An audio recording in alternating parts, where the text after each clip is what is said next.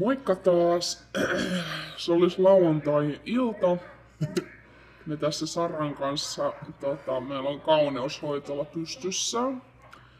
Keitettiin tässä vähän sumppia. Iltasumpit keitettiin. Sumpit pihisee. Ja niin tämmöiset kasvomaskit ollaan nyt laitettu. Näyttää hyvältä. Että kauniiksi tultaisiin.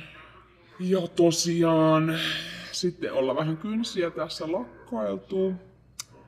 Ja käytiin vähän aurinkoa ottamassa tänään. Joo, oli tosi kivaa. Ihana lämmin päivä. Niin. Joo, tosi lämmin oli. Ja sitten kohta aletaan valmistautumaan sitten iltaa varten. Vähän on vielä auki, että mitä on luvassa. Joo. Ai mitä?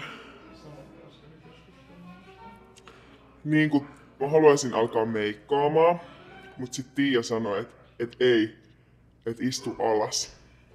Ootte et yhtään rupee nyt yhtään mitään, hei! Tollanen peli vetele ollenkaan. Niin tässä mä nyt sitten istun. Kai se on nyt istuttava tässä sitten, että...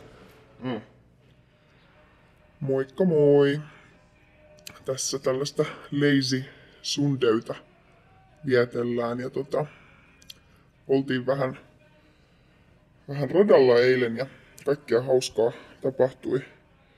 Mä muun muassa kaaduin metron portaissa kaaduin.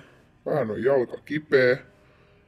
Ja sitten ei päästy lopultakaan baariin, että hupsista keikka. Tosiaan eilinen ei sit mennyt ihan kuin Strömsössä, että juotiin tässä vähän kuunia kotona ja meidän piti mennä tonne Darling Harboriin käymään. Ja kömmellyksiltä ei säästettykään, kun kato isis.